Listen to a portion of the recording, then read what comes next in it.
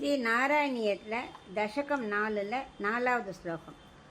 அஸ்புடேவ புஷிதே பிரயத்னதோ தாரயே மதிஷனாம் முகுர்முகு தேன பக்திரசமந்தரார்த்ரதா முத்வஹேம பவ தங்கிரித் சிந்தகாக.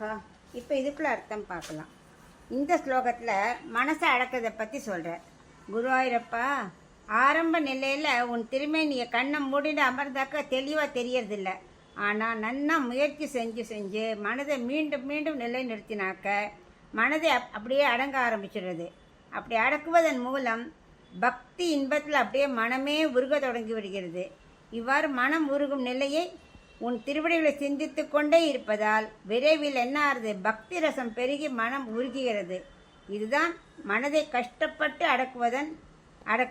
அதான் தாரணான்னு சொல்லப்படுகிறது அப்படிங்கிற. இதான் அடுத்த அங்கம் சொல்கிறேன்.